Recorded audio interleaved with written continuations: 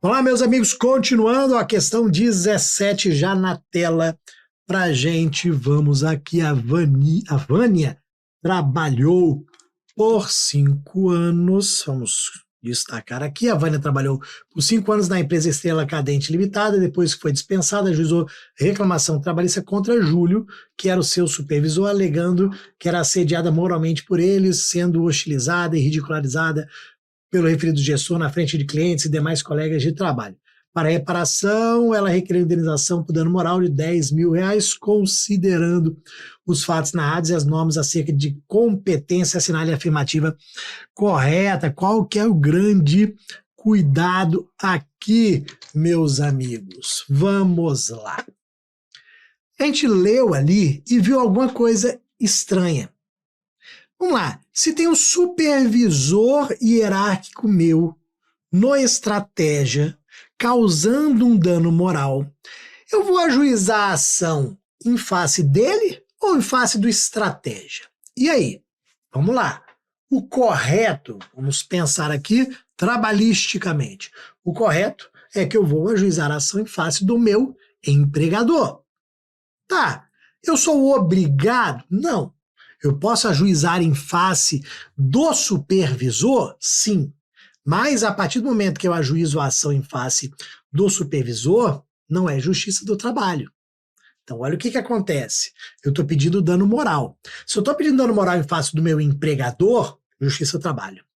Se eu estou pedindo em face do supervisor, porque eu acho que a empresa não tem nada a ver com isso, isso é uma demanda cível. Uma ação de indenização normal cível, que não é da competência X trabalho.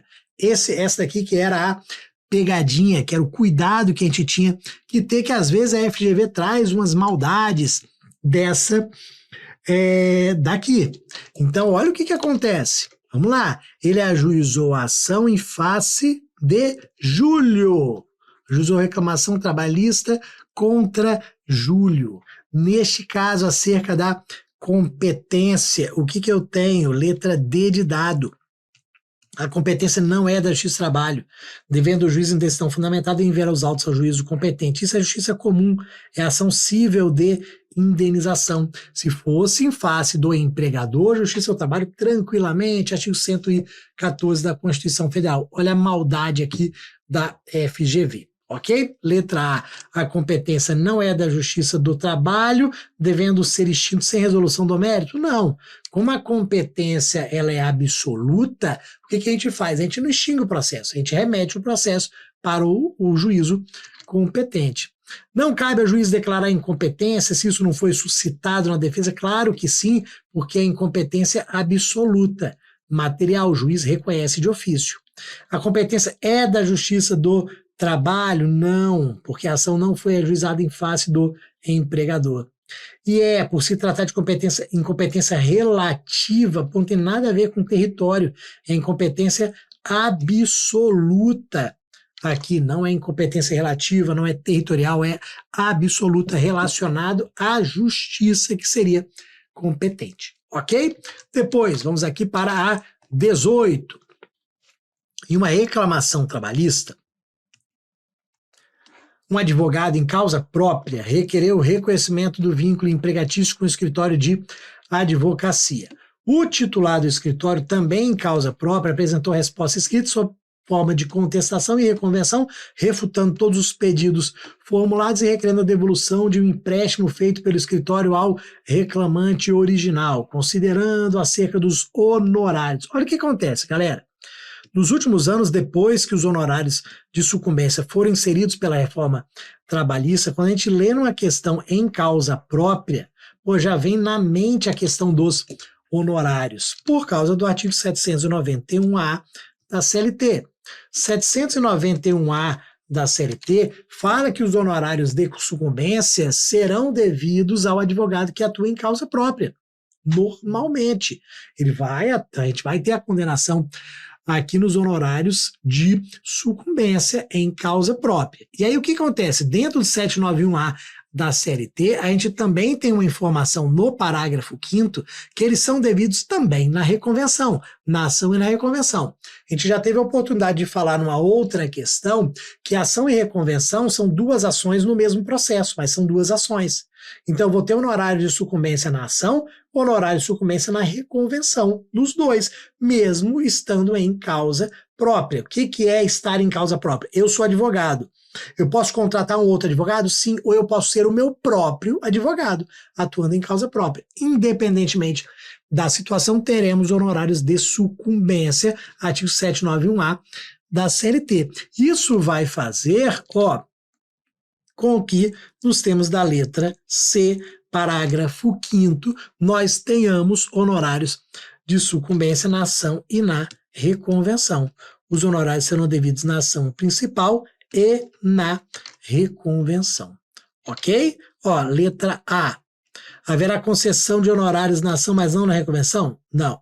Uma vez que ambas as partes se valem do justo postulante, não haverá condenação em honorários advocatícios? Não. Na verdade, eles não estão em justo postulante. Como eles são advogados, a gente fala que eles estão em causa própria. Os honorários serão devidos na reconvenção e fixados entre 10% e 20%? Não, 5% e 15%. Eu sempre falo nas aulas o seguinte, tem uma quantidade enorme de questões sobre honorários de sucumbência que, se a gente lembrar só o percentual, a gente já acerta bastante, ou deixa de errar. Cuidado, 10 a 20 é processo civil. A banca sempre tenta confundir processo civil e processo do trabalho. Aqui no processo do trabalho é 5 a 15. Lembrou disso, a gente já elimina muita coisa importante. Se uma das partes se sagrar vencedora na ação e na reconvenção, os honorários serão fixados uma única vez? Não, se ela ganhar na ação e na reconvenção, ela vai ganhar honorários de sucumbência duas vezes? Vai na ação e na reconvenção, duas vezes aqui, ok? Então, cuidado em relação a este ponto, tá bom? Matou, foi, vamos para a 19 agora. Então, Câmara dos Deputados. Uma empresa foi condenada, deixa eu mudar de cor aqui, uma empresa, ela foi condenada em primeiro grau numa reclamação trabalhista e, a despeito de ter se valido de todos os recursos possíveis, não logrou alterar o conteúdo decisório advindo o trânsito em julgado. Eles colocam bonito, né? O que acontece? Recorreu, não adiantou bosta nenhuma. Não logrou alterar o conteúdo decisório. Contudo, ainda no prazo legal, verificou uma grave situação que permitiria desconstituir a coisa julgada, assim sendo, ajuizou a ação rescisória. Considerando esses fatos e o que prevê a norma de regência, assinalei a opção que contempla o motivo que autoriza a rescisão do julgado. Todas as hipóteses que autorizam o ajuizamento de ação rescisória estão ali 966 do CPC. O que acontece? Houve o trânsito julgado, ok, decisão definitiva, não cabe mais recurso, mas tem um vício grave. Se tem um vício grave, a gente pode ajuizar a ação rescisória. Que vício grave é esse? Dentro do artigo 966 do CPC. Vamos lá, o juiz suspeito? Não é grave não, não está lá. E juiz impedido? Aí está lá 966. Incompetência relativa? Não é não. Incompetência absoluta? Está lá. Então é isso que a gente vai analisar. Tem uma prova falsa. A prova falsa está lá. Corrupção do juiz? Está lá. Então são essas hipóteses que vão autorizar. Aqui neste caso, a resposta é a última hipótese de cabimento da ação rescisória. Se a decisão for fundada no erro de fato verificável no exame dos autos. O que é um erro de fato aqui, meus amigos? É quando o juiz reconhece um fato tendo prova da inexistência dele, ou vice-versa. Está no processo a prova de que não tinha horas extras. Aí o juiz vai e reconhece as horas extras. Então, erro de fato, ok? Que gera o cabimento da rescisória. O resto, juiz suspeito, não, é juiz impedido. Ser fundado em prova cuja falsidade tenha sido apurada no processo civil. Não precisa ter sido apurada no processo civil, pode ser apurada na própria rescisória. Se for proferida por juiz territorialmente incompetente, não, tinha que ser absolutamente competente. Se não ofender a coisa julgada, errada, se ofender a coisa julgada. Então, simples aqui, uma questão um pouco mais simples sobre cabimento da ação rescisória. E a gente pode partir para a 20ª. Vamos lá, direto para ela, ok? Então, bora lá. Tchum, tchum, tchum. 20. Israel, ele ajuizou reclamação trabalhista contra seu ex-empregador, postulando o pagamento de horas extras e depósitos de FGTS não realizados. Veio juntar com a petição inicial o extrato analítico do seu FGTS, no qual se verifica a existência de várias competências não depositadas. A defesa negou a realização de sobrejornada e declarou que o FGTS seria objeto de futuro pedido de parcelamento. Na instrução foram ouvidas as partes e testemunhas de ambas os litigantes. Na sentença, o juiz julgou improcedente o pedido de horas extras e, por isso, não apreciou o pedido de diferença do FGTS. O autor, então, interpôs diretamente recurso ordinário, requerendo a reforma da sentença e o deferimento dos dois direitos lesados. De acordo com os fatos narrados e o entendimento consolidado do TST, assinale a afirmativa correta em relação ao destino que deve ser conferido ao pedido de diferenças do FGTS. Olha o que acontece aqui. Nós temos a questão do ônus da prova. Vou colocar aqui, 460, 461 do TST, as duas súmulas que vão tratar de ônus da prova, uma delas sobre regularidade de FGTS e outra sobre concessão de vale transporte, porque é a mesma ideia. Então a gente já mata as duas numa vez só. O que acontece? Ônus da prova aqui. Qual que é a ideia? Quem tem que fazer a prova da regularidade do FGTS, que pagou o FGTS, é o empregador. O empregador tem a obrigação de mês a mês depositar 8% da remuneração.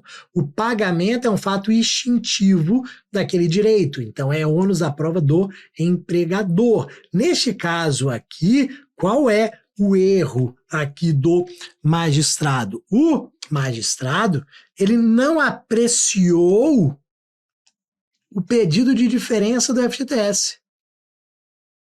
Eram dois pedidos específicos, separados.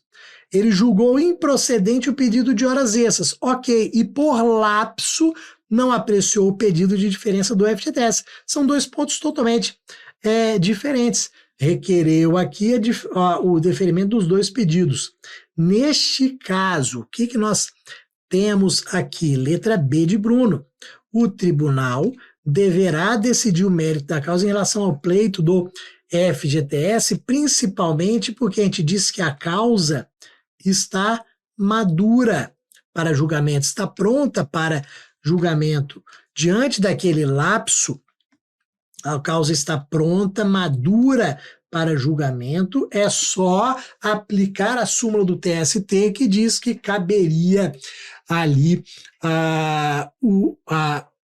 caberia a condenação ao pagamento do FGTS, ainda mais porque você tem o extrato analítico do FGTS mostrando que não foram feitos os depósitos, e você tem uma confissão da empresa. Qual é a confissão da empresa? Não, o FGTS vai ser feito um futuro pedido de parcelamento. Meu amigo, se eu venho no processo e falo que vai ser feito um futuro pedido de parcelamento, é porque eu estou devendo. Ninguém parcela o que não deve. Então, neste caso, a causa está pronta, madura, o tribunal tem que julgar o mérito em relação ao pedido do FGTS. Olha o erro das demais, a gente elimina bem fácil as outras. O pedido de diferença do FGTS deve ser extinto sem resolução do mérito? Não, por quê? Ele tem que ser julgado no mérito. O pedido deve ser julgado improcedente sob pena de supressão de instância? Não, como a causa está madura, está pronta para ser julgado, o tribunal deve julgar. D. A sentença precisa ser anulada, determinando o retorno ao primeiro grau para apreciação do pedido omisso. Não precisa. Por celeridade, o próprio tribunal já julga, porque, como eu anotei, a causa está madura, pronta, o pedido está pronto para ser julgado, não precisa voltar para o primeiro grau, não. O tribunal deverá permitir a realização de prova em segunda instância por ser direito líquido e certo da parte. Nada a ver. A prova está toda produzida. A prova está pronta. A gente tem ali instrução, ouvimos partes, testemunhas, tem documento Que prova mais precisa ser produzida? Nenhuma. É só julgar. Por que não foi julgada? Por lapso, esquecimento, omissão. Tá bom? Então essa que é a ideia aqui. Vamos para a 21. Vamos lá, ó. 21, a gente vai aqui aplicar o artigo 111A da CLT, lembrando da emenda 122 de 2022, uma questão mais simples, direta aqui pra gente, mas a FGV ela é mais complicada. Aí vem uma questão 2024 da FGV da Câmara dos Deputados, que é um concurso difícil, uma questão simples sobre formação do TST. Então, ó, vamos passar mais rápido aqui, obviamente, que o Tribunal Superior do Trabalho, com sede em Brasília, jurisdição em todo o território nacional, trata-se de um órgão de cúpula da Justiça do Trabalho, cuja função principal consiste em uniformizar a jurisprudência trabalhista brasileira, considerando a norma constitucional. O TST compõe-se de que, ó, 27 ministros, 35 a 70. O que acontece? Eu tenho um número fixo, sempre 27. 35 e 70. Aqui era 65, passou para 70 pela emenda 122 de 2022. Ok? Ó, 11 ministros, não. 17, não. No mínimo 7 ministros. 33 ministros, não. 27, número fixo, questão mais simples. Acredito que ninguém iria errar. Ok? Mas cuidado com a questão da idade. Bora para 22, a gente ganha tempo aqui com a questão mais simples e vamos a ela.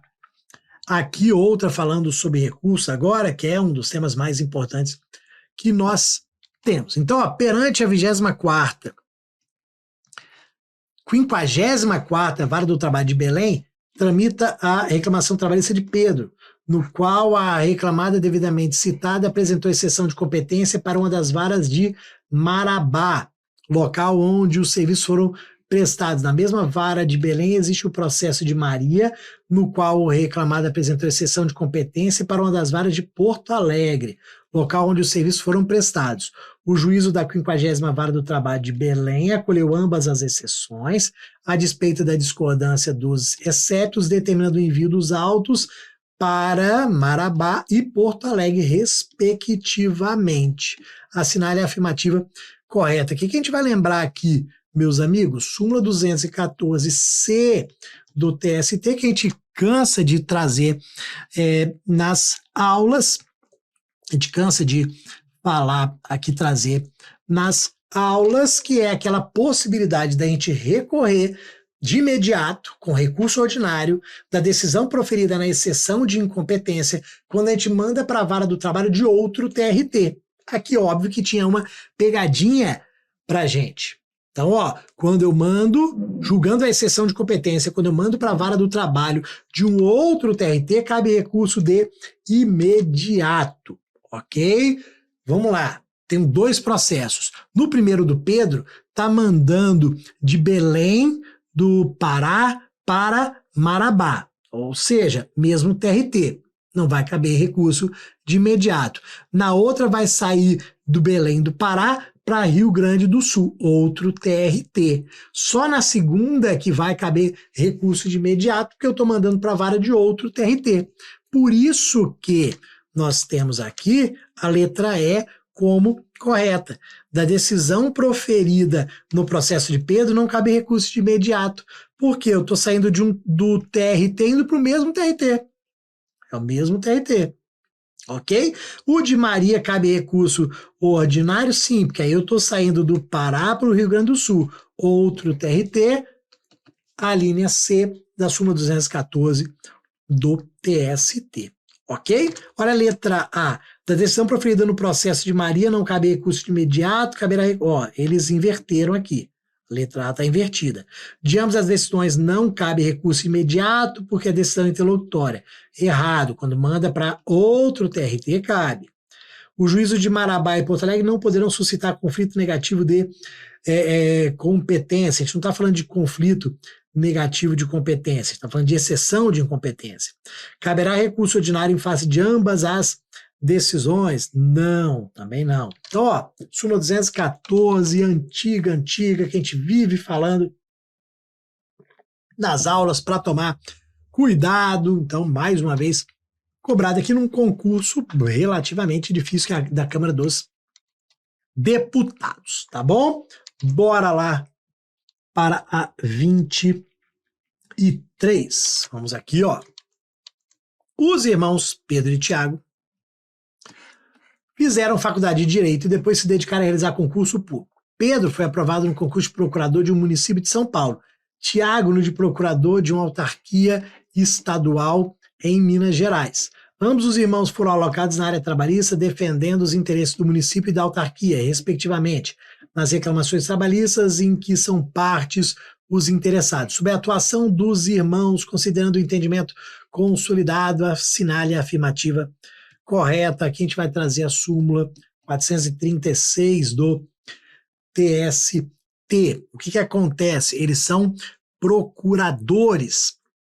Se eles são procuradores pela súmula, eles são dispensados de juntar procuração ou ato de nomeação. Nem ato de nomeação? Não, nem ato de nomeação. Então não existe uma procuração. E não precisa juntar ato de nomeação, mas eles têm que declarar que exercem um cargo de procurador, não pode só colocar o número da OAB, não. Então Pedro não pode colocar Pedro OAB número tal, não. O que acontece? Pedro, procurador municipal, procurador autárquico, OAB número tal. Pelo entendimento da súmula, não precisa ali mandato, você não tem uma procuração. Não, a possibilidade que você tem de representar decorre da lei, mas nem o ato de nomeação precisa. Na prática, ó, esquece prática, súmula 430. E de vez em quando essa questão cai em prova. Ó, letra A, devem indicar apenas o número da OAB? Não. Juntar instrumento de mandato? Não. Basta que indiquem que são procuradores, sendo desnecessária a juntada de mandato, ato, número de inscrição? Não, aí também tá demais. Deve juntar apenas o ato de nomeação? Não. Pedro está dispensado da juntada, mas deve declarar que exerce, ao passo que Tiago, não, nenhum dos dois precisa juntar procuração, ato de nomeação, nada disso. Vai se declarar exercente de cargo de procurador e vamos ali trazer o ato de inscrição. Óbvio que se tiver alguma impugnação, aí já é fugindo. Se tiver alguma impugnação, você mostra a documentação, mas no primeiro momento não há essa necessidade. Súmula 436 do TST. Ok? O importante é a gente sempre lembrar, não pode ser só o número da OAB, ok? Não há essa possibilidade. 24, vamos lá, ó. Em uma causa que tramita perante a 70ª Vara do Trabalho do Distrito Federal, houve requerimento de incidente e desconsideração da personalidade jurídica. Vixe, cai muito, cai demais. Chance boa de cair na prova de vocês, do 855A da CLT, reforma trabalhista, incidente e desconsideração da personalidade jurídica. Sempre importante para a gente aqui, ó. E ambos os casos... não, peraí, deixa eu terminar aqui. Na fase de conhecimento, isso é importante. Então, na fase de conhecimento. Em outra demanda, ajuizado perante a Vara do Trabalho, houve requerimento na fase de execução. Vamos destacar isso aqui, porque isso aqui que é o importante, para saber se vai caber recurso ou não. Primeiro na fase de conhecimento, na fase de execução. Em ambos os casos, o juiz acolheu o incidente. E aí, cabe recurso, galera? O que a gente mais vê aqui, ó? Fase de conhecimento, cabe recurso? Não. Mas por que não cabe recurso se a decisão foi proferida na fase de conhecimento? Porque é uma decisão do tipo interlocutória. Se é decisão interlocutória, não cabe recurso de imediato. Aí, se foi no processo de execução, qual que é o recurso que cabe de decisão na execução? É agravo de quê? Agravo de petição. Então, ó, mete aqui, agravo de petição, e no primeiro não cabe recurso, ok? Letra A. Ó, letra A de amor, no caso da ação que teve DPJ, que é o incidente de desconsideração na fase de execução, cabe agravo de petição independentemente de garantido o juízo, isso é importante, e na ação na fase de cognição, que é a fase de conhecimento, não cabe recurso de imediato. Fase de cognição é fase de conhecimento, reclamação trabalhista normal, né? Letra B de Bruno, cabe agravo de petição nas duas? No. Na ação que teve DPJ na fase de cognição, cabe agravo de petição? Não. Cognição não cabe recurso. Não cabe recurso imediato? Não. Na ação que teve DPJ na fase de execução, cabe agravo de petição, desde que garantido o juízo? Não. E fase de cognição não cabe nada, não cabe mandado de segurança. Toma cuidado com essa questão da garantia do juízo, tá bom? Importante sempre pra gente. Bora para 25, vamos aqui na nossa sequência direto, hora da verdade, rápido. Vamos aqui, ó, perante a 90ª Vara do Trabalho do Distrito Federal, tramita a ação de José da Silva contra seu ex-empregador postulando 3 dias de saldo salarial no valor de 200 conto, julgada procedente. Na mesma unidade tramita uma ação civil pública movida pelo MPT, no qual está pedido dano moral e coletivo de 10 milhões de reais pela prática de discriminação etária e racial, igualmente julgada procedente, considerando os fatos, assinale a opção correta em relação às custas. Galera, ó, lembrar custas mínimas e valor de custas máximas. Quando a gente vai calcular custas, é 2%. É sempre assim que a gente calcula as custas, coloca lá 2%, tá? Calcula aí 2% de R$200. R$4. Não é isso? É, R$4. Não vamos pagar R$4 de custas? Não, não. Por quê? Tem um mínimo. Qual que é o mínimo? R$10,64. E o máximo? O que que nós temos aqui o máximo? O máximo a gente sabe que é de 4 vezes o limite do regime geral de previdência social, nosso querido INSS. Então eu calculo 2%, só que eu tenho o mínimo de 10,64 e o máximo de 4 vezes o limite dos benefícios do regime geral de previdência social, que eu não preciso saber o valor para a prova de processo do trabalho. O valor para a prova de processo do trabalho é só do mínimo, que é 10,64. E o valor do limite do regime geral de previdência social atualiza ano a ano, tá? Então não precisa saber, porque a CLT só fala 4 vezes o limite dos benefícios do regime geral de previdência social. É por isso que neste caso nós teremos como assertiva correta a letra E de escola, na ação de José da Silva, 10,64. Não vai pagar R$4, né? E na ação civil pública, 4 vezes o limite máximo dos benefícios do regime geral de previdência social, que é o nosso querido INSS. Vai dar 30 e tantos mil reais, vamos arredondar 35 mil reais mais ou menos? Tá bom, mas não precisa saber o valor não, mesmo porque eu arredondei. Letra A, na ação de José da Silva os custos serão de R$4? Não. 200 mil? Não, você não vai fazer a conta de 2% aqui. Na ação civil pública, 2 milhões? Não. R$40? Não. Ação R$200? Não. 10 vezes o salário mínimo? Nada disso. R$1 milhão e na de José da Silva, ó, era só lembrar, na verdade, 10,64.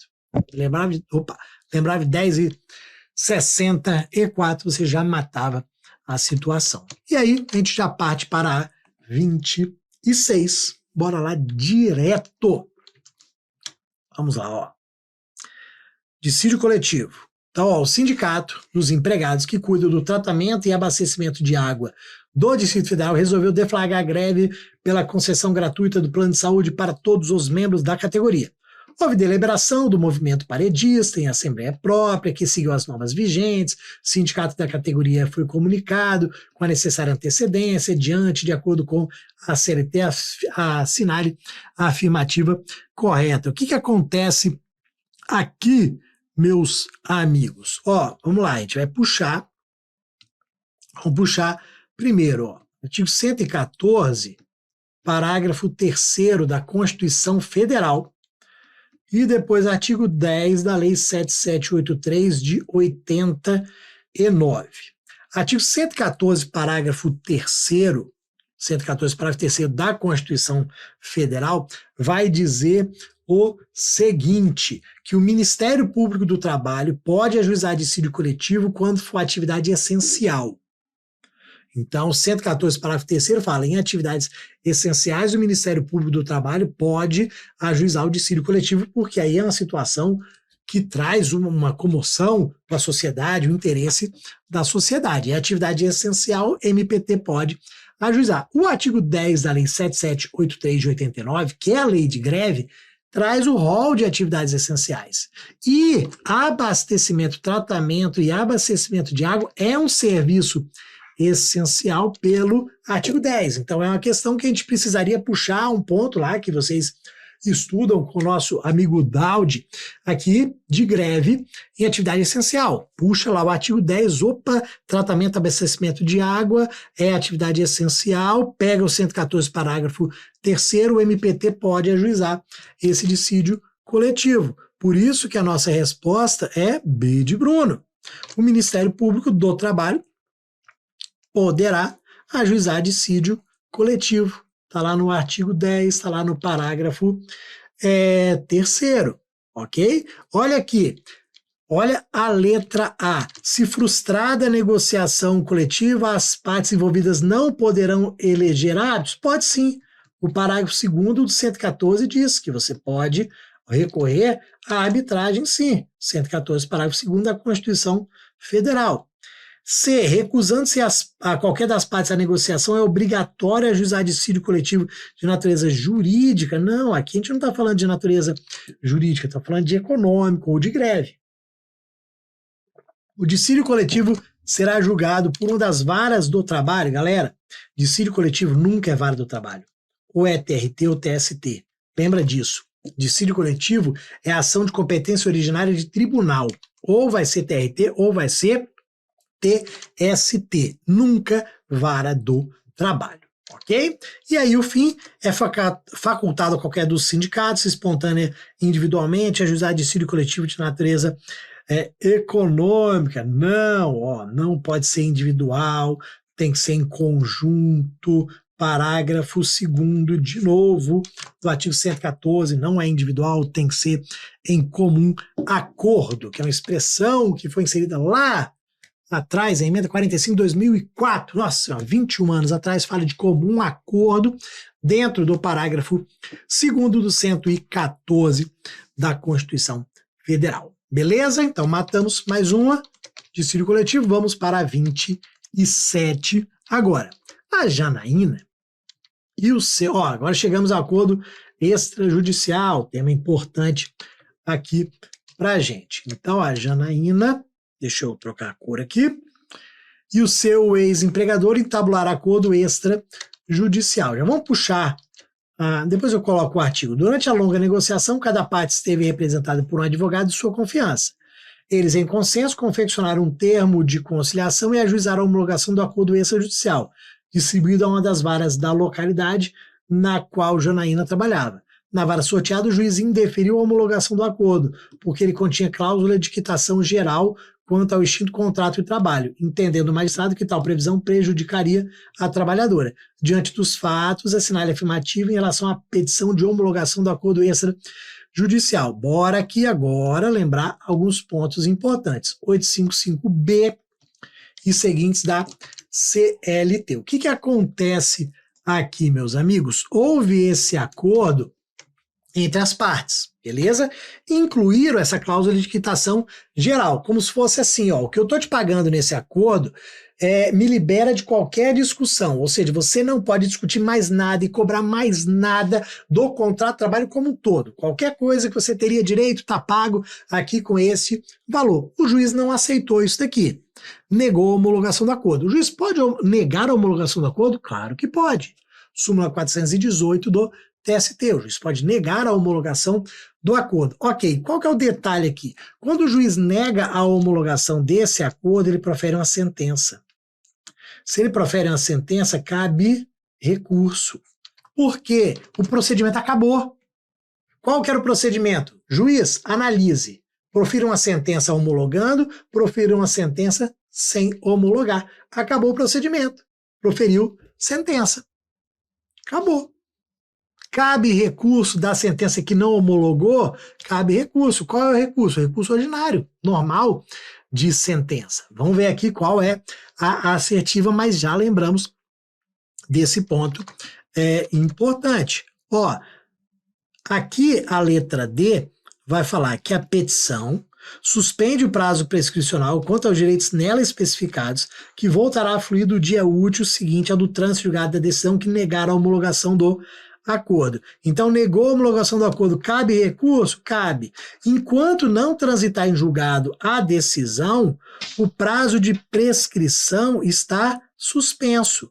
Prazo de prescrição está suspenso. Vai voltar a fluir no dia útil seguinte ao do trânsito em julgado.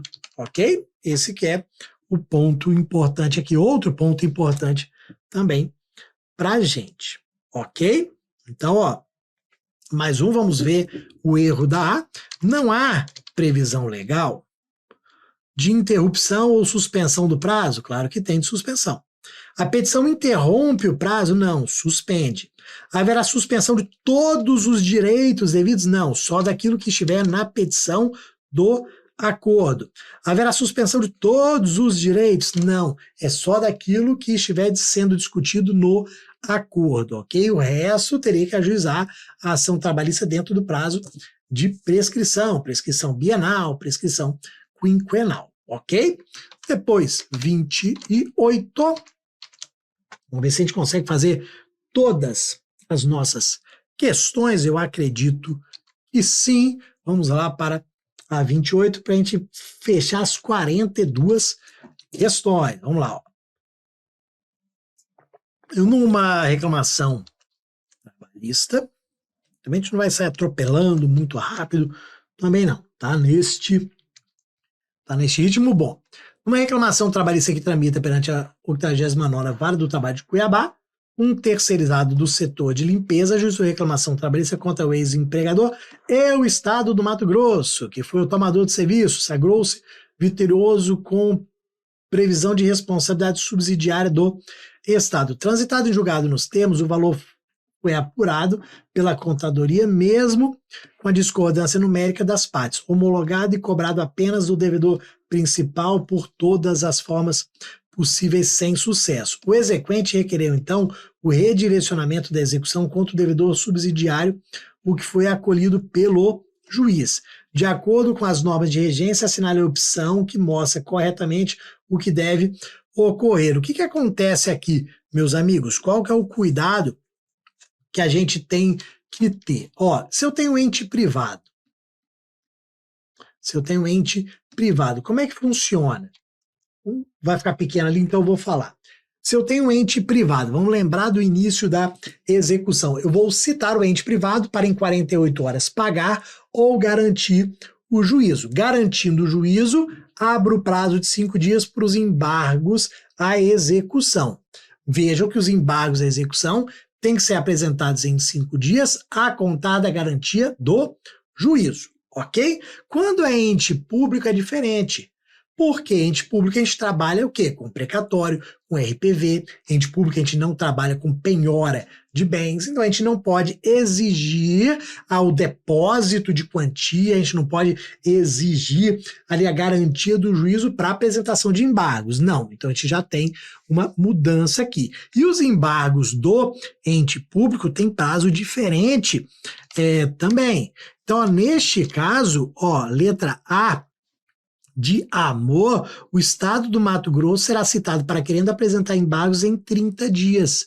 É uma regra que nós temos no CPC. 30 dias para embargos e não 5 dias. Ente privado, 5 dias para embargos mediante garantia do juízo. Ente público, não. 30 dias sem garantia do juízo, porque ele só vai pagar depois com precatório, com RPV. Então, a regra do CPC que a gente traz para cá. Olha o erro da B. O ente público poderá ajuizar embargos no prazo de 8 dias, garantindo o juízo? Não. Será expedido mandado de penhora e avaliação? Não. Penhora de bem público? Não. Será expedido com brevidade requisitório para o pagamento de dívida precatório ou requisição de pequeno valor? Não, primeiro a gente vai dar oportunidade para ele apresentar embargos, eventualmente discutir um erro, um equívoco, para depois nós falarmos em pagamento por RPV ou por precatório. Então a mais simples ali realmente era aquela regra de embargos no prazo de 30 dias. Depois a 29, essa 28 nem cai muito assim em concurso, matamos, vamos para a 29. Então, bora lá. Na 10ª Vara do Trabalho de Dianópolis, Tocantins, tramitam 2 reclamações trabalhistas contra uma sociedade empresária local. Em uma delas, o reclamante Pedro busca o pagamento de 8 mil pelas verbas resilitórias não pagas. Na outra, Walter persegue o pagamento de horas extras e reflexos, 90 mil reais. Ainda, na mesma vara do trabalho, um inquérito judicial movido pela mesma sociedade empresária contra Karina, uma dirigente sindical que teria praticado falta grave. Procedimentos, assinale a afirmativa correta. Número de testemunhas, galera, aquele velho quadro que eu sempre faço em todas as aulas, com base no 852H e 821 da CLT. Então, ó, de novo, vai ficar pequenininho, mas não tem problema. Os nossos procedimentos. Sumaríssimo. 2 testemunhas para cada parte. Ordinário, 3. Inquérito, 6. Nossa, então aqui uma questão de 2024 da FGV sobre um tema simples? Sim, como eu falei, a gente vai ter questões difíceis, médias e simples. Número de testemunhas. Então, o que acontece ali? 8 mil reais. 8 mil reais é sumaríssimo. 2. 90 mil é ordinário. 3. O outro inquérito. 6. A gente vai levar isso em consideração. Vamos responder e depois vamos trazer um outro ponto importante. Aqui uma pegadinha que as bancas adoram. Ó, na ação do Walter, a ação do Walter é de 90 mil reais. Então, na ação de Walter, 3 testemunhas. Na de Karina, até 6 e na do Pedro, até 2. Só tomar cuidado porque eles inverteram. Primeiro eles falaram da do Pedro aqui, só que na questão é a última, tá bom? Só tomar cuidado com aquela ordem ali. Então essa é a nossa assertiva correta. Na ação do Walter, que é o rito ordinário, até 3. Na da Karina, que é o inquérito, até 6. E na do Pedro, que é o sumaríssimo, até 2. Galera, qual que é a grande pegadinha que eles colocam em prova? 3, 6, 2 testemunhas por parte. Por parte. Eles vão colocar por fato, tá errado. Por pedido, tá errado. Não é por fato, não é por pedido. É por parte. Se eu ajuizei uma ação e pedi dano moral só, ou se eu ajuizei uma ação e pedi dano material, moral, estético, horas extras, adicional disso, daquilo, mesmo número de testemunhas. Porque não é por pedido, não é por fato, é por parte. Ok? O resto, ó, na ação da Karina, que é o inquérito, 3, não, já morreu. São 6. Em todas as ações, 3, não. Na ação de Pedro, até 2, na da Karina não há limite, já está errado. Na ação de Karina e Pedro, até 2, na de Walter até 3, não. Então já matamos a questão mais simples, também a gente já pode bater direto. Já podemos chegar na nossa questão 30, ok? Também de 2024, tá bom? Vamos lá para a nossa questão 30, vai saber, aí, desgramado do camarada que faz a questão, ele coloca ali, só para a gente não saber falar isso e embolar o professor. Ele fala, não, quando ele diz aqui, o professor vai se lascar. Pô, bota na 5ª vara do trabalho, não, 586, sei lá como é. Fala, desgrama. Ó, na vara do número que eu quero, qualquer que seja, de São Paulo, tramitam diversas reclamações em fases variadas. Isso é sacanagem, rapaz. Só para sacanear o professor. Tá. Em uma delas, houve interposição de recurso ordinário. Em outra, oposição de embargos declaratórios. Numa terceira, interposição de agravo de petição. Os recorridos de todas foram instadas a apresentar contrarrazões e no prazo legal apresentaram também recurso adesivo. Então, ó, bora lá de novo para aquela súmula 283 do TST. Então, recurso ordinário em uma, embargos de declaração e na terceira, agravo de petição. Em todas elas foram apresentados recurso adesivo. Pô, mas será que cabe recurso adesivo em todas elas ali? Será que nas três? O que a súmula 283 do TST fala? Ó, recurso adesivo, já vou anotar embaixo ali. Recurso adesivo cabe no RO, no recurso de revista, no agravo de petição e embargos ao TST. Então, ó, recurso adesivo cabe no RO, no RR, no agravo de petição e no recurso de embargos, mas não é embargo de declaração, não. É embargos ao TST. Ok? Então, cuidado com isso daqui. Então, no recurso ordinário caberia? Caberia. Onde foi oposto embargos de declaração? Não, é embargos ao TST. O outro, agravo de petição, caberia sim. Então, a letra D, o recurso adesivo, ele é possível para o caso de análise nas hipóteses do RO e do agravo de petição. Dos embargos de declaração, não, uma boa pegadinha que eles colocaram aqui. Geralmente eles metem um agravo de instrumento no meio ali. Você tem que lembrar, não, agravo de instrumento não, é agravo de petição. Então, ó, qualquer questão sobre recurso adesivo, o que a súmula vai trazer para a gente? Primeiro, é compatível com o processo de trabalho. Recurso adesivo é compatível com o processo de trabalho. Cabe nesses 4 recursos ali, RO, recurso de revista, agravo de petição e embargos ao TST. No prazo de contrarrazões. E a matéria do recurso adesivo não precisa ser a mesma do recurso principal. A matéria pode ser totalmente diferente. O recurso principal está falando de dano material, o recurso adesivo está falando de dano moral. Não tem problema nenhum. Só lembra ali das primeiras questões da aula de hoje que o recurso adesivo tem que ser pelo adversário. Ok? Só para a gente complementar, já que nós tivemos 2 questões sobre o tema aqui. Então, letra D, correta. Olha a letra A. Qual que é a letra A? O recurso adesivo é compatível? Ok. É cabível em 3 hipóteses? E é cabível nas 3 hipóteses? Não. Não é possível o recurso por falta de previsão legal, incompatibilidade? Não. É admissível o recurso adesivo no processo em qualquer hipótese, contanto que a matéria nele seja relacionada? Não, não é em nenhuma hipótese, não é em qualquer hipótese e não precisa estar relacionada. É viável o recurso adesivo nas hipóteses de recurso ordinário em 8 dias, embargos de declaração, sendo irrelevante a matéria neles tratada, embargos declaratórios? Não, está errado, como nós já falamos.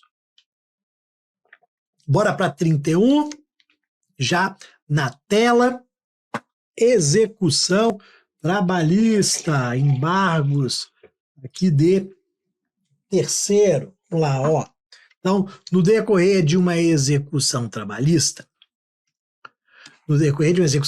foram ajuizados embargos de terceiro que, após devidamente processado e contestado, foi julgado improcedente. Dessa decisão, o embargante recorreu para o TRT, que manteve decisão do primeiro grau por maioria de votos, considerando, marque a afirmativa correta. O que acontece aqui, meus amigos? O que nós vamos lembrar é um dos pontos mais importantes que nós temos em relação ao recurso de revista. Ó, a nota 896, parágrafo 2º da CLT. O que o 896, parágrafo 2º da CLT nos diz? Que cabe recurso de revista lá no processo de execução. Cabe. Ó, cabe, mas tem uma grande restrição. Lembra que no processo de execução eu posso interpor um recurso de revista, mas só dá para analisar, só dá para fundamentar numa matéria só. O que o parágrafo 2º traz para a gente? Só dá para alegar ofensa direta e literal da Constituição Federal. Mais nada. Caberá recurso de revista? Sim. Só que a única hipótese do parágrafo 2º é ofensa direta e literal da Constituição Federal. Ah, tem violação de lei federal? Não, é só da Constituição Federal. Outro parágrafo que eu sempre gosto de tratar junto, importante, vai trazer a restrição do recurso de revista do rito sumaríssimo, que é o parágrafo 9º. No rito sumaríssimo, cabe recurso de revista? Cabe. Tem restrição? Sim. Mas quais são as 3 matérias agora? Violação da Constituição Federal, violação de súmula do TST, súmula vinculante do Supremo. Então, ó, a gente tem que lembrar que no processo de execução cabe recurso de revista com uma única matéria, violação da Constituição. E que no rito sumaríssimo cabe o recurso de revista com 3 matérias, Constituição Federal, súmula do TST, súmula vinculante do Supremo. Quando eu falo de violação de súmula do TST, é a mesma coisa que OJ? Não, súmula é só súmula, ok? Então, lembrar desses 2 parágrafos importantes dentro do artigo 896 da CLT pra gente. Ó, vamos eliminar as demais. Caberá recurso de revista por violação de lei federal? Não, é só Constituição. Divergência, nada disso. Não caberá recurso porque a matéria envolve fatos e nessa hipótese a decisão é final e soberana. Não, tem nada a ver com isso daqui não. É cabível recurso ordinário? Não. Recurso ordinário não, é recurso de revista. Caberá agravo interno? Não, agravo interno é quando eu tenho uma decisão do relator apenas. Se é uma decisão só do relator, aí sim eu vou aqui utilizar o agravo interno, decisão monocrática, tá? De colegiado, não. Perfeito? Bora lá para 32 de 42. Últimas 10 questões aqui pra gente. Então vamos lá, ó. O município de São Paulo, ele é réu numa reclamação trabalhista movida em 2022 por um vigilante terceirizado contra seu ex-empregador e o ente público. Houve citação regular, juntada das defesas, audiência com instrução do feito, apresentação de razões finais e adveio a sentença, que condenou os litisconsortes passivos. O município pretende recorrer da decisão para tentar livrar-se da condenação. Considerando os fatos narrados e a legislação em vigor, marque a afirmativa correta. Olha o que acontece aqui, meus amigos. O que nós temos aqui em relação a entes públicos? Ó, 2 informações, eu vou anotar, a resposta vai ser com base no Decreto-Lei 779 de 69. O Decreto-Lei 779 de 69 traz principalmente as prerrogativas de prazo para a Fazenda Pública. Município tem prazos maiores? Tem. Quais os prazos maiores? Exemplo, para recorrer, prazo em dobro. Para apresentar defesa, prazo em quádruplo. Então, ó, com base no Decreto-Lei, prazo em dobro para interposição de recurso, prazo em quádruplo para apresentação de defesa, ok? Então, vejam, o que eu tenho aqui? Qual que é o prazo, então, para recurso do ente público? Se o seu prazo é de 8 dias, o ente público tem 16 dias. Então já está fácil ali. Recurso do ente público, 16 dias. Tá aí, prazo de defesa. Uai, eu não estou lembrando quantos dias é o prazo de defesa no processo do trabalho. Tá lembrando sim. Artigo 841 da CLT fala que para nós dois, entre o recebimento da citação, da notificação e a realização da audiência, a gente precisa de um prazo mínimo de quantos dias? 5. Para nós dois, 841 da CLT diz que entre o recebimento da notificação e a realização da audiência, eu tenho prazo mínimo de 5 dias. Se a fazenda pública tem prazo em quádruplo entre o recebimento da notificação, da citação e a realização da audiência, eu tenho pelo menos 20 dias. Exatamente isso que vai ser a resposta. Olha a resposta, letra bonita, B de Bruno. O município poderá recorrer em até 16 dias. E entre a citação e a audiência deverá ser respeitado o espaço mínimo de 20 dias. Por quê? 4 vezes o prazo do artigo 841 da CLT. Se para nós dois o prazo mínimo é de 5 dias, para a Fazenda, 20 dias. Ok? Olha a letra A. A necessidade de preparo para o recurso de apelação. Tudo errado, né? Nossa Senhora. Ó, não tem custas, não é apelação, não é 15 dias. O prazo mínimo para contestação é de 15 dias? Não, a gente não tem prazo de 15 dias, não. O mínimo é de 5 que vira 20 para ele. O recurso ordinário será interposto em até 8 dias? Não. Serão 15 dias para o recurso ordinário? Ó, estava fácil. Era só lembrar desse decreto-lei aqui. Ok? Então, matamos mais uma. Vamos aqui para 33. Ó, em face de uma sentença que julgou o pedido de uma reclamação trabalhista procedente em parte, a sociedade empresária interpôs recurso ordinário. A gente pode até dar espaço aqui para a gente fazer a nossa pirâmide, né? A gente gosta sempre de fazer. A gente tem Vara do Trabalho, TRT e TST. Então, em face de uma sentença, então a gente veio aqui, ajuizamos a nossa ação trabalhista, RT é reclamação trabalhista. Então, em face da sentença, foi interposto RO. Beleza? Então tá aqui. Porém, o seu recurso teve o segmento negado. Vou até mudar de cor. Porém, o recurso, o RO, teve seu segmento negado sob a alegação de intempestividade. Ou seja, houve inadmissão. Houve negativa de segmento. Só que o recurso, ele estava certo, tá? É erro do juiz. Mas pode acontecer. Contudo, o recurso estava tempestivo, porque o juiz contou prazo em dias corridos, esqueceu da reforma, quando deveria fazê-lo em dias úteis.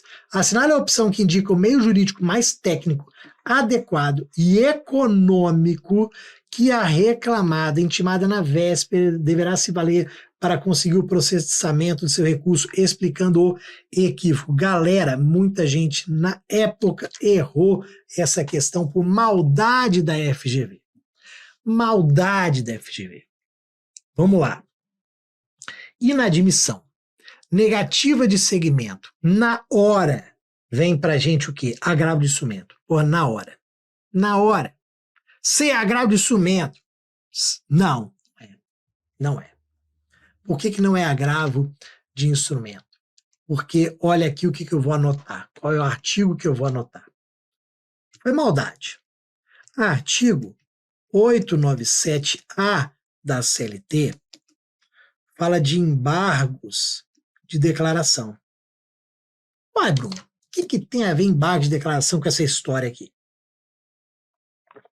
Essa foi maldade, tá? Se você errou, não estressa, não.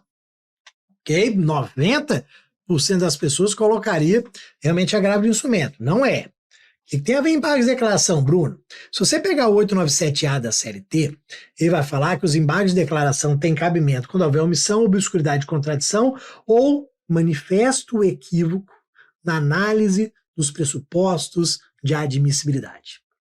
Aqui que a infeliz da banca pegou. Manifesto equívoco na análise dos pressupostos de admissibilidade. Houve por parte do juiz um manifesto equívoco na análise dos pressupostos de admissibilidade? Houve. O juiz contou o prazo errado. Tá. Então caberia embargo de declaração e caberia agravo de instrumento? Caberia, os dois. Mas por que a resposta entre os dois não é agravo de instrumento? Porque a banca perguntou, olha aqui o que eu vou destacar para vocês. A banca perguntou qual é o meio jurídico mais técnico, adequado e econômico. Entre embargos de declaração e agravo de instrumento, qual que é o mais econômico? Embargo de declaração. Por quê?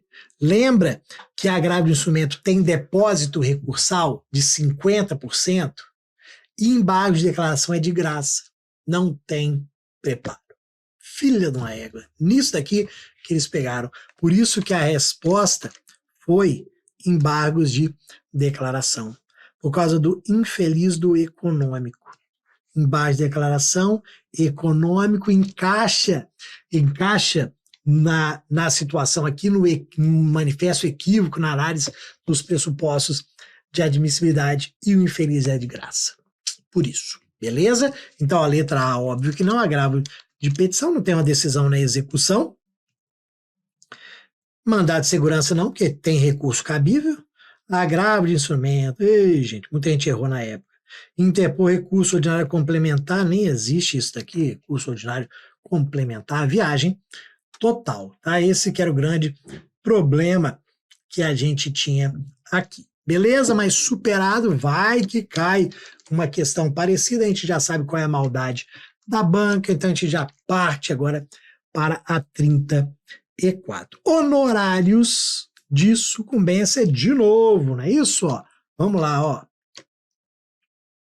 Agora uma questão de 23, o Henrique ajuizou a reclamação trabalhista contra o ex-empregador, que é uma padaria. Em defesa, o reclamado apresentou resposta em forma de contestação e reconvenção. De novo, é a terceira vez que cai isso. O juiz concedeu prazo para Henrique contestar a reconvenção. Logo após ocorreu a instrução, ouvindo-se as partes testemunhas, de acordo com a CLT, em relação a honorários advocatícios na Justiça do Trabalho, para os casos de indeferimento da gratuidade afirmativa correta. A FGV gosta de reconvenção, né? Acho que é a banca que mais cobra reconvenção aqui na face da terra. 791A da CLT, a gente sabe que na ação e na reconvenção tem honorários de sucumbência. Em relação à reconvenção, vou botar aqui em cima, ó, parágrafo 5º, que vai falar deste cabimento. A gente lembra que no processo de trabalho os honorários de sucumbência são de 5% a 15%, beleza? Então, ó, vamos pegar aqui a questão 34, ó. Haverá concessão, letra A, de amor. Haverá concessão de honorários advocatícios na ação principal, na reconvenção, de 5% a 15% em cada uma delas. Então, ó, em cada uma delas aqui. 5% a 15% a gente já mata. Justiça condenará limitada a 20%? Não. Tendo sido manejada a reconvenção, somente nela é que vai ter condenação? Não. A parte vencedora deverá optar pelo recebimento? Não, pode receber os dois. 10% e 20%? Não. Então, ó, como eu já falei em outra oportunidade, e repito, às vezes a gente só lembra do percentual, 5% a 15%, a gente já mata várias assertivas, porque a banca sempre coloca 10% a 20%, que é o percentual do processo civil, aí bota 10% a 15%, bota 30%. Então, se você lembrar 5% a 15%, já ajuda muito. E FGV lembra da infeliz da reconvenção, já que eles tanto cobram isso. 35 de 42. Vai dar certo, vamos fazer todas. Vamos fazer aqui todas as nossas assertivas. Ó, vamos lá, ó. Procedimentos, né? Então, na Justiça do Trabalho, as reclamações trabalhistas se tramitam basicamente pelos procedimentos ordinário e sumaríssimo. Bom, realmente, porque apesar de a gente ainda ter o procedimento sumário, quase que não tem na prática, até 2 salários mínimos, então praticamente todas as ações tramitam no ordinário e no sumaríssimo. E de acordo com a CLT, assinale a característica que se aplica ao sumaríssimo. Bora lá, o que você vai fazer? De novo, você vai pegar o 852A e seguintes da CLT, 852A, B, C, D, E, até o I, e vai ler todos eles aqui, você vai tomar bastante cuidado. Aqui ficou fácil, ó, por quê? Ó, por quê? A gente tem aquela exclusão que nós já vimos numa outra questão sobre o parágrafo único do artigo 852A da CLT. O 852A da CLT exclui alguns entes. Ó, a letra C, ela está perfeita porque ela diz que não cabe quando reclamada é administração pública direta, ainda que se possui responsabilidade subsidiária. É a direta, autárquica e fundacional, mas aqui está correto. Exclui a administração pública direta? Sim, a direta e a autárquica e a fundacional, ainda que se possui responsabilidade subsidiária. Ah, o valor é 20 mil reais, tá? 20 mil reais dentro de 40 salários mínimos. É sumaríssimo. Opa, peraí. Mas tem a administração pública direta, autárquica e fundacional. Então, não cabe. Ok? A gente tem essa exclusão aqui. Ó, aplica-se a cujo valor inferior a 40 salários mínimos. A quantidade de testemunhas é de 2, ok? A apreciação da reclamação deve ocorrer em até 15 dias. A sentença mencionará os elementos de convicção com resumo dos fatos relevantes, dispensado o relatório e o dispositivo não. Dispensa o relatório. O dispositivo não é a conclusão. O dispositivo não vai ser dispensado em nenhuma hipótese, porque é onde o juiz vai falar se ele está julgando, procedente, improcedente. Então, o que a gente dispensa no sumaríssimo é o relatório, que é o resumo dos fatos relevantes. Tem então questão mais simples aqui realmente para a gente pode partir para a 36, ok? Então podemos partir aqui para a nossa questão 36, já na tela, em determinada reclamação. Em determinada reclamação trabalhista, na oportunidade de defesa, a empresa confessa dever todos os títulos nos valores reclamados, exceto um deles.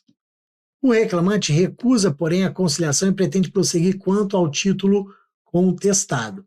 O juiz julga, então, extintos com julgamento do mérito os títulos reconhecidos e fixa prazo para que a empresa deposite os valores desses títulos.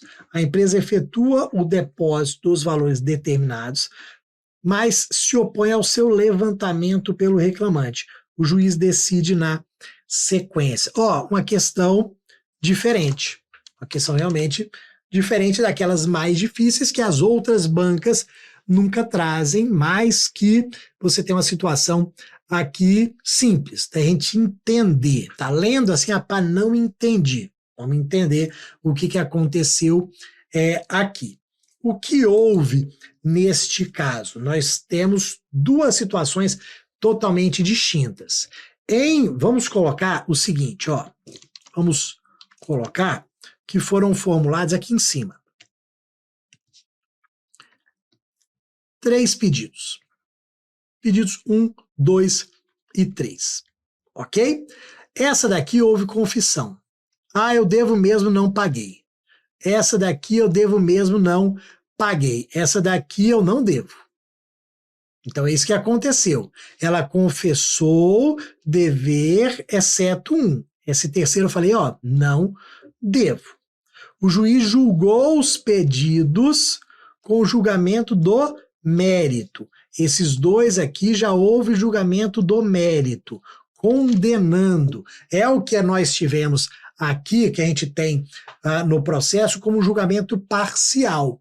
O juiz falou o seguinte, já que houve confissão, vou julgar. Então, condeno ao pagamento de 1 e 2.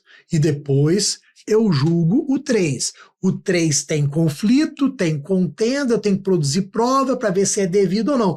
O I2 está certo que é devido porque houve confissão. Julgou.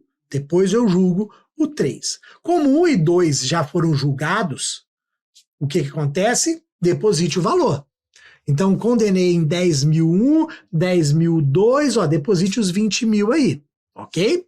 E aí o que acontece nesse caso? A empresa efetuou o depósito dos valores determinados, mas não está querendo o levantamento, não está querendo a liberação, que o juiz libere esses dois valores de R$20.000 aqui.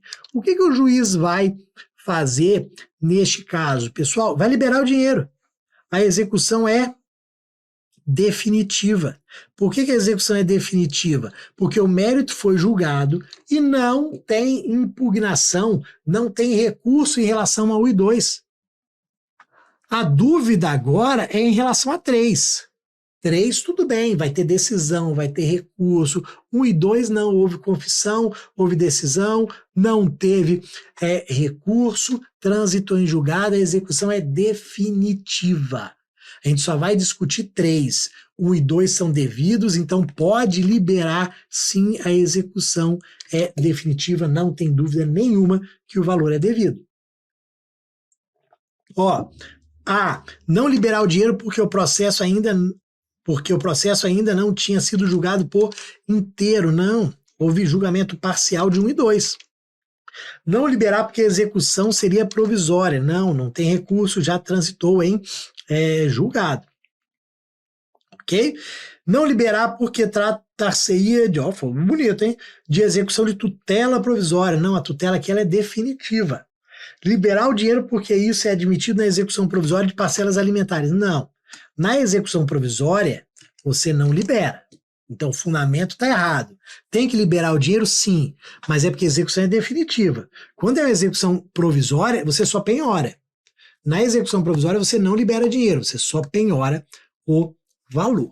Ok, galera? Tranquilo? Partiu 37 de 42. Vamos lá. 37, um pouquinho maior aqui. Então, vamos lá. Ó. Nossa redação.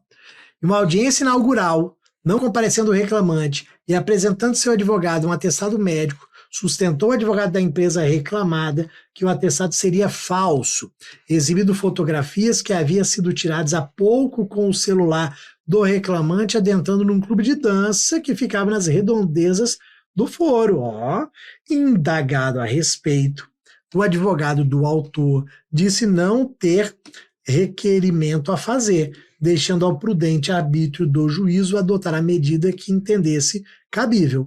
O juiz, então, suspende a audiência, alegando que precisaria estudar por alguns momentos o caso e que sigilosamente determina ao oficial de justiça que compareça ao clube de dança e lá, encontrando o reclamante, o intime para depor em seguida, a fim de esclarecer os fatos sob as penas da lei.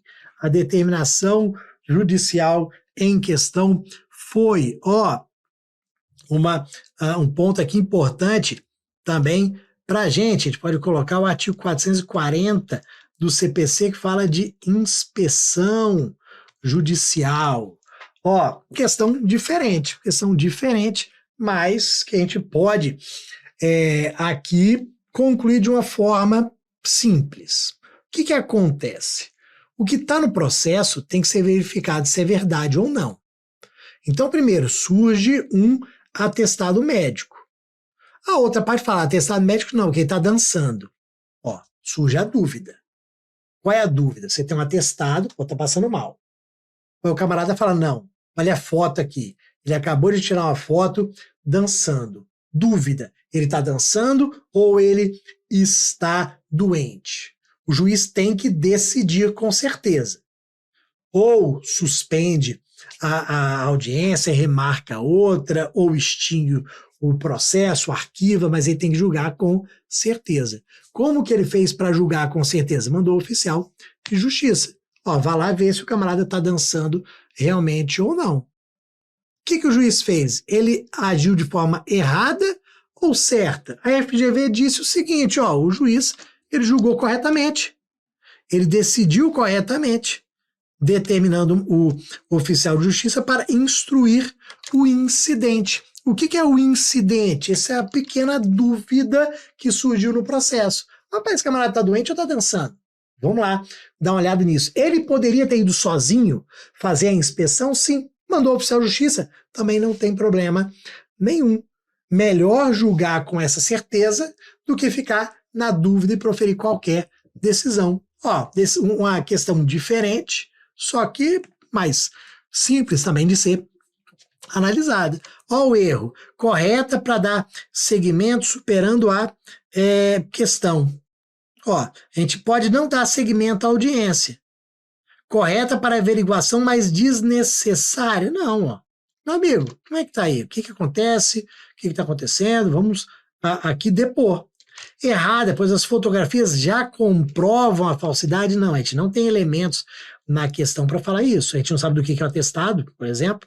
Errada porque não cabe ao juiz determinar o depoimento nessa fase processual. Depoimento pessoal, o juiz pode determinar em qualquer momento. Em qualquer momento o juiz pode determinar o depoimento das partes, ok? Bora lá, 38 recursos de novo ali, vamos ver o que nós temos neste caso. Ó, vamos lá. Expedido o mandado de citação na execução, o oficial de justiça, ao chegar no endereço apontado como do executado, constatou se tratasse de uma casa de um parente dele. Ah, não era dele, era de um parente. Ele certifica, então, ter ouvido do parente a informação de que se achava há muitos anos com relações rompidas com o exequente e que nunca teve nenhuma relação de trabalho com ele, muito menos qualquer tipo de relação com a empresa executada. Ao receber a certidão nos autos, o juiz, em seguida, julga extinta a execução por fraude do exequente. Ao receber a intimação da decisão judicial, o advogado do exequente verifica com esse que as alegações do suposto parente são, na verdade, um expediente adotado pelo principal sócio da empresa em razão da coincidência dos sobrenomes, mas sem nenhum parentesco entre eles.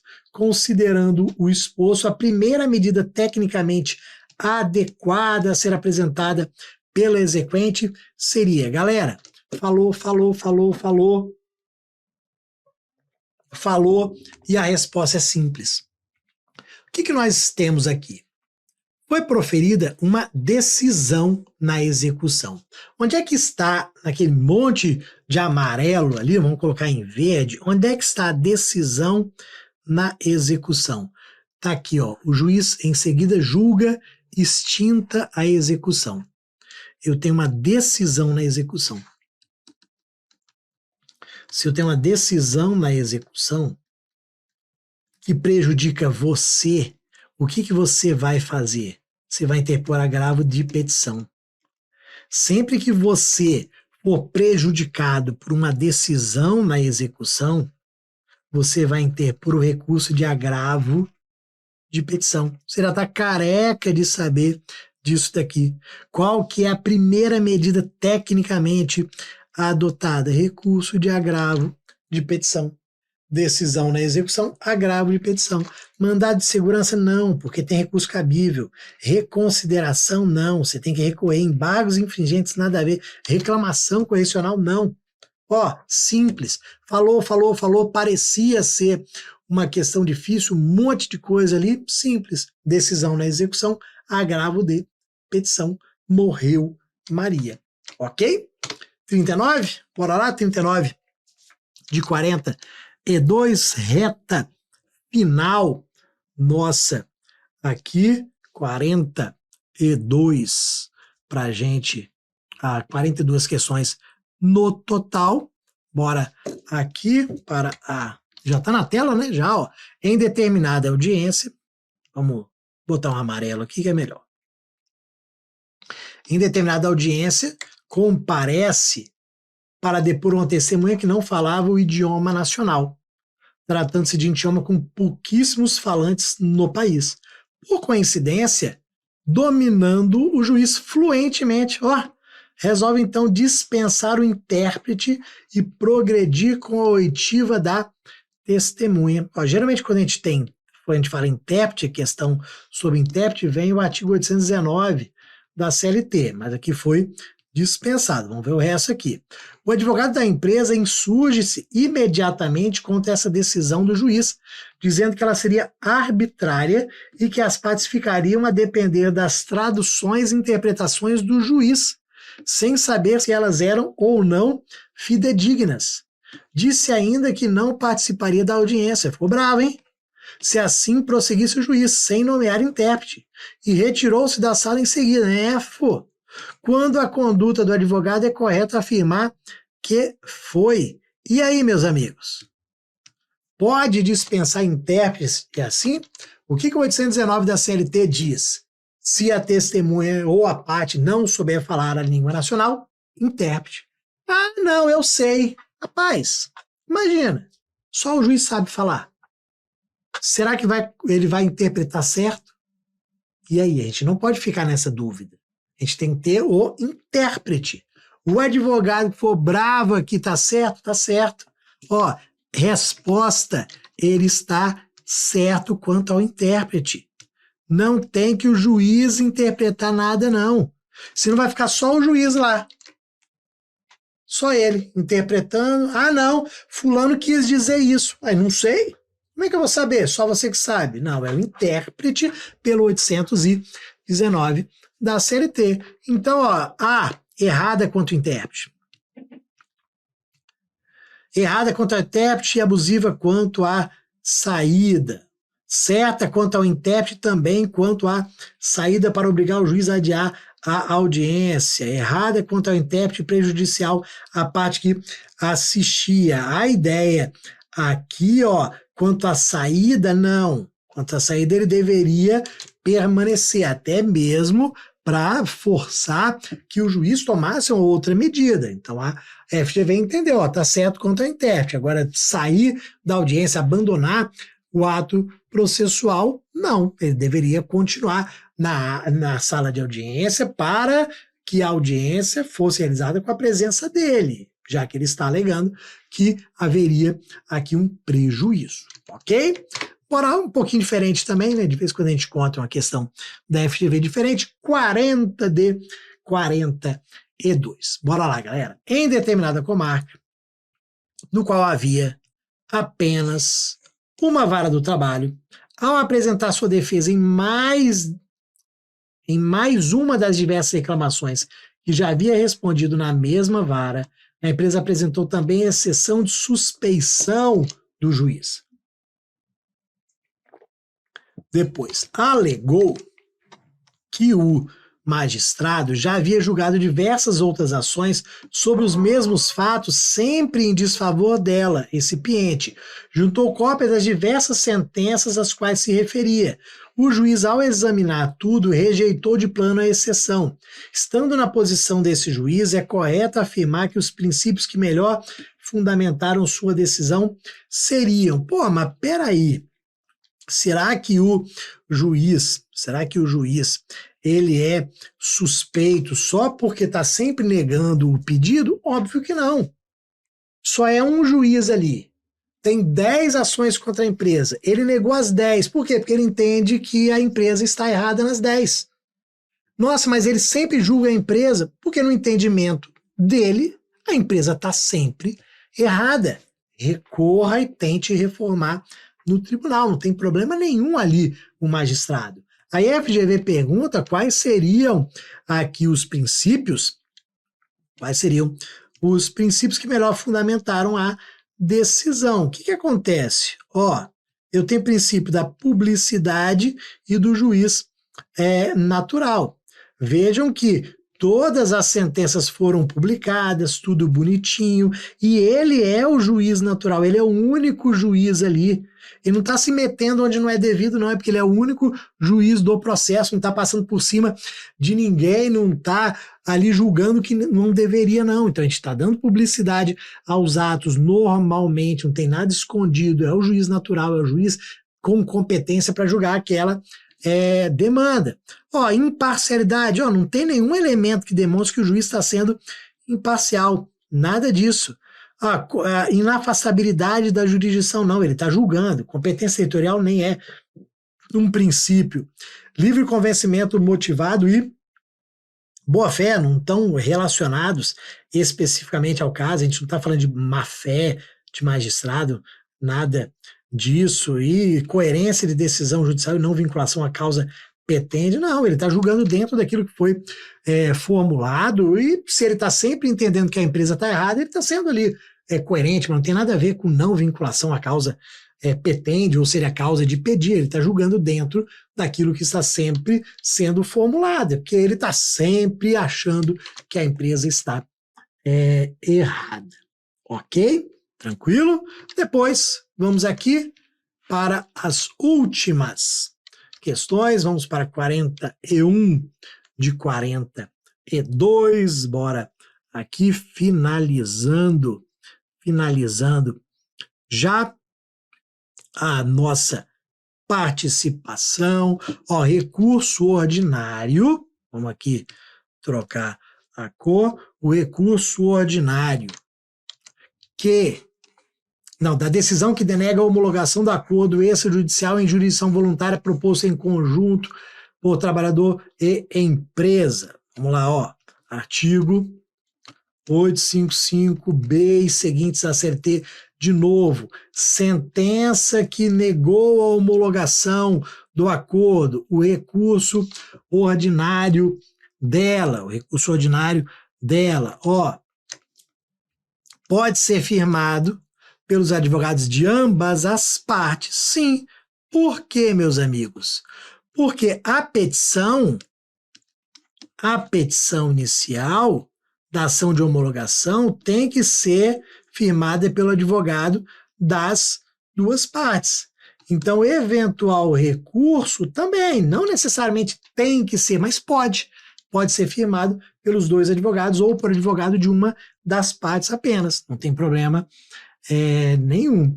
Olha a letra B, aí olha o erro. Só é cabível em caso de vício na decisão, uma vez que essa é de natureza discricionária. Não, a decisão não é de natureza discricionária. O juiz tem que fundamentar.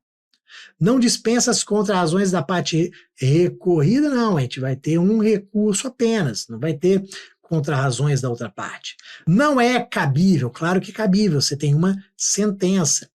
Não está sujeito a preparo se ambas as partes requererem gratuidade de justiça, desde que a empresa tenha declarado sua miserabilidade. Não necessariamente, porque a gente precisa aqui analisar se há direito à gratuidade de justiça ou não. Por isso que não seria essa letra E. Você tem que ver se a empresa tem direito ali à gratuidade, se ela foi deferida, não é automático assim, ó, requereu, ponto. Não, teria que ser deferida à justiça gratuita. Ok? E aí, bora lá, uma última de custas, menorzinha, mais simples, para a gente fechar aqui esta aula. Bora lá, bacana demais. Vamos lá, ó, mais simples para gente. Artigo 789 da CLT, numa reclamação trabalhista que tramita pelo rito sumaríssimo, envolvia apenas o depósito de 2 meses do FGTS, foi feito um acordo na primeira audiência de R$100. O valor que deverá ser recolhido a título de custas, considerando que o reclamante não requereu aqui a gratuidade de justiça. Ó, o que acontece? Custas, 2%. 2% de R$100 dá R$2. Vou pagar R$2? Não. Vou pagar R$10,64. Letra B de Bruno, o nosso valor mínimo aqui, ó, não vai ser R$2, não vai ser letra A, vai ser letra B de Bruno, R$10,64, o valor mínimo do artigo 789 da CLT. Beleza, meus amigos? Ó, fechamos. Muito obrigado. Espero que vocês tenham gostado da aula. Quem não estava aqui, ó, me siga lá no TRT, no Instagram ou no Prof. Bruno Klippel. Siga lá para ver os vídeos. Tem muito vídeo, muito conteúdo, direito e processo do trabalho. Sempre muito bom estar aqui com vocês. Um abração. Bom resto de feriado, né? Primeiro de maio, já chegamos em maio, hein? Então, muito bom estar aqui com vocês. Amanhã não, sábado a gente tem a revisão de véspera para vocês também. Então, ó, muito bom, valeu, tchau, tchau, fico por aqui.